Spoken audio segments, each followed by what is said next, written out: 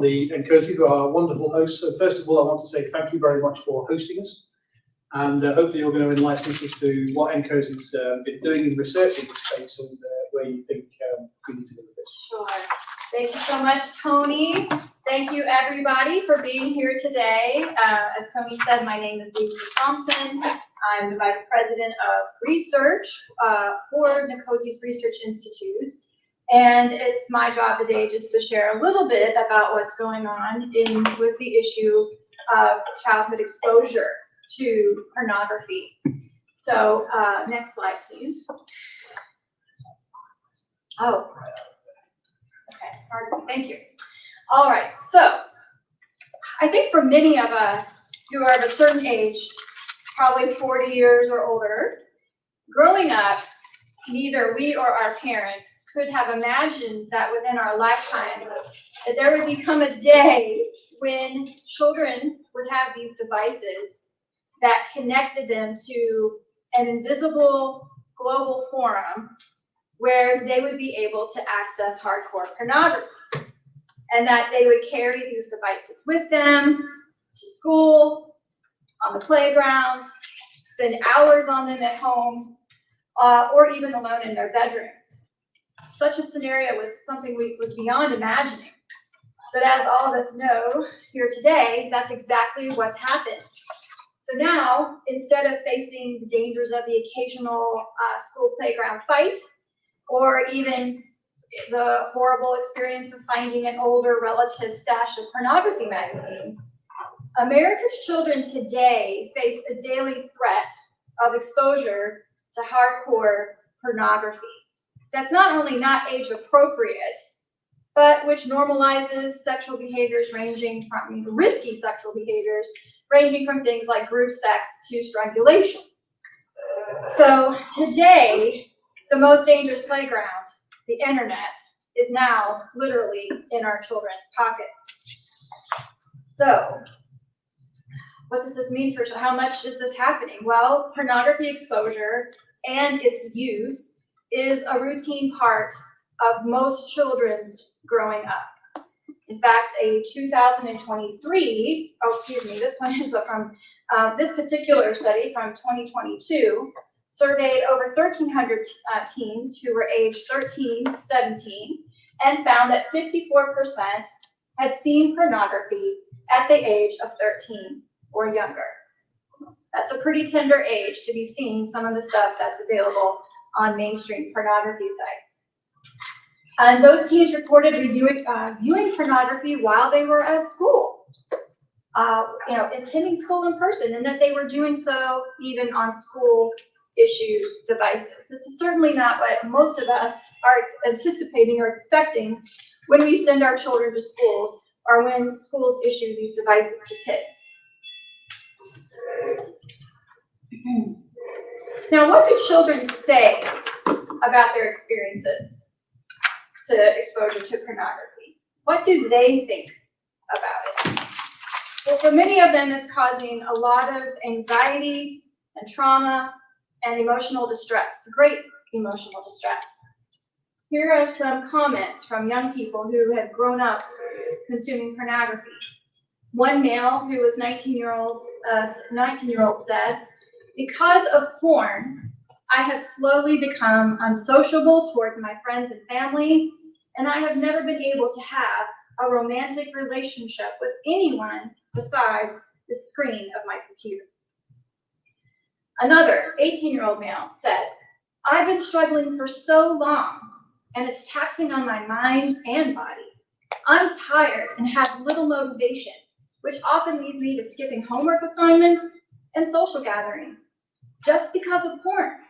I'm honestly scared for my future and my relationships and my well-being." A 16-year-old female said, "I think pornography has made me react positively to non-consensual sex and violence against women." And finally, this 19-year-old, who was well known around the world, the pop star Billie Eilish, said, "I think it really destroyed my brain, and I feel incredibly devastated that I was exposed to so much porn." So that's what young people have been saying about their experience to pornography exposure. And in the time I have today, these are very brief presentations that we're making today. I can't begin to go into the reams of research that are out there that link pornography with a wide variety of harms, but things like casual sexual behavior, sex under the influence of alcohol, trying the various sex acts that are depicted in pornography. But I thought I would just highlight a few pieces of information of literature that connect with what we were hearing in those quotes from the young people that I just shared. One of the areas where we find an impact from pornography is in poor emotional bonds with caregivers. So a nationally representative survey of youth aged 9 to 17 reported that online pornography users were significantly more likely to report a poor emotional bond with their caregiver.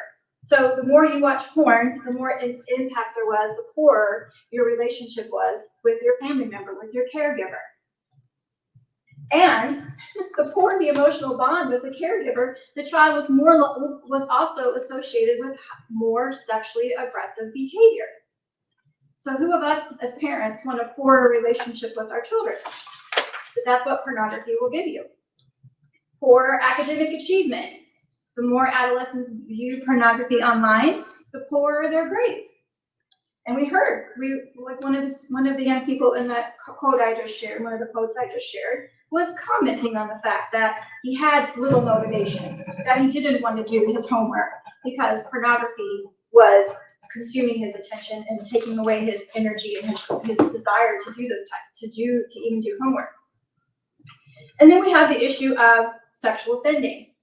So there's a national longitudinal study of sexual offenses, things that included sexual harassment, coercive sex, and rape among young people aged 10 to 12 years old, that reported that after controlling for other potentially influential characteristics, that current exposure to violent pornography was strongly associated with sexual violence perpetration. So these are some of the influences and impacts that we're seeing from pornography exposure.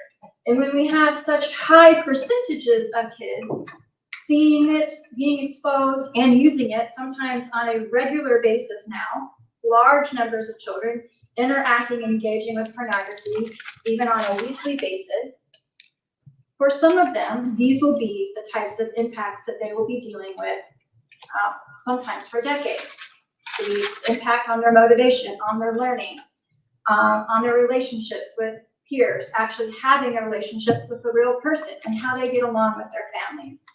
So we're so delighted that we can be a part of this, just share some of these highlights today so that we can hear from experts in the field of technology who are working on age verification technologies to help protect our children from exposure to these types of material. But as I wrap up, I'll just end with this quote from the wonderful activist Colin Karchner, who tragically is now deceased. But in his work, he's well known for his work with children who were struggling with pornography addiction. And he said, giving our kids with undeveloped brains untethered access to all social expression is like giving them a loaded gun with zero training.